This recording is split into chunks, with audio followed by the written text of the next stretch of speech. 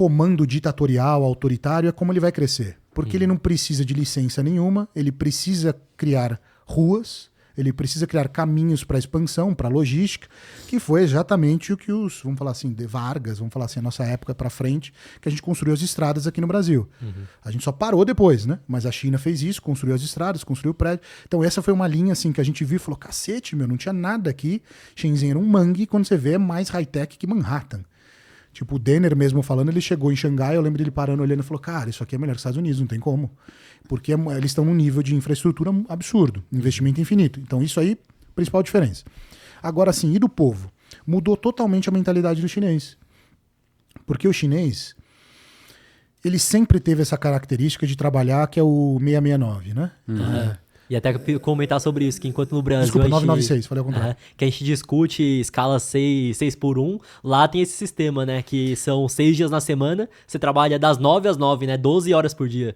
Isso está sendo reduzido, mas sempre foi a base da cultura chinesa. Isso não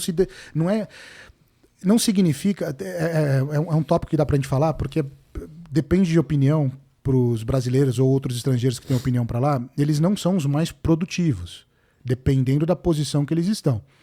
Mas aí você pega então isso. Esse é o conceito, até aquele momento, era só isso que tinha.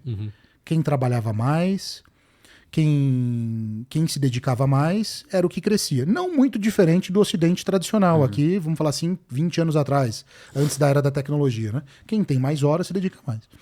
E aí o cara falou assim, poxa, a gente tem que mudar isso, eu tenho que começar a melhorar o salário mínimo, eu tenho que começar a dar mais benefício. E o Xi Jinping começou a colocar muito mais benefícios sociais para o povo. Então, assim, desde 2015, o salário mínimo da China é mais alto que o do Brasil. Mais alto que todos os outros países dos BRICS. E aí você pega assim lá, ele colocou um benefício que chama Housing Fund. Dependendo da cidade, esse custo aumenta. E você tem que pagar uma parte de um fundo de garantia para as pessoas conseguirem comprar casa. E ele vai usando esse dinheiro e depois ele pode usar para dar entrada. É basicamente um fundo de garantia, só para imóvel. Porque era um problema ali nas grandes cidades que você não conseguia comprar casa própria. O cara que veio de fora, quem imigrou ali, não ia conseguir fazer isso. E ele começou a aumentar o INSS chinês, vamos falar assim. Ele começou a pegar em época de feriado. O único feriado que desde que eu cheguei lá assim, era indiscutível, inegociável, Ano Novo Chinês. Então esse assim... sempre ia parar tudo. Agora, os outros, era um feriado de 3 dias.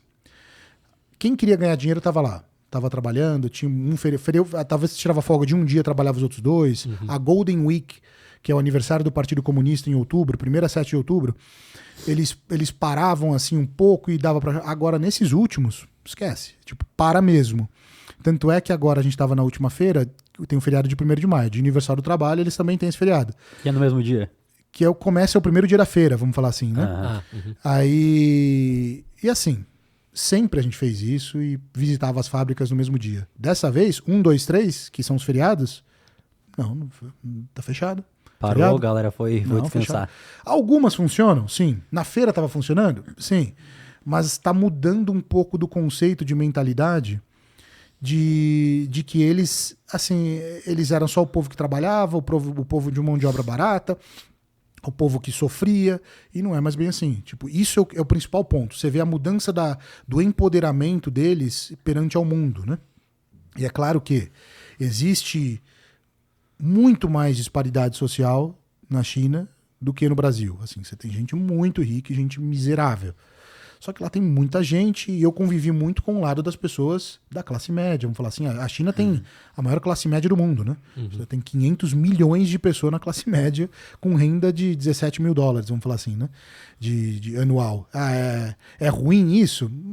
É melhor do que, vamos falar assim, o Brasil ainda, né? Sim. A renda deles já tá melhor que a do Brasil, a renda média. E para você que quer comprar criptomoedas ou investir no exterior, a parceira aqui do podcast é a Quantifury, corretora internacional 100% taxa zero. E fazendo seu primeiro investimento equivalente a $50, você ainda ganha uma recompensa em Bitcoin. É só escanear o QR Code que tá aqui na tela ou clicar no link da descrição.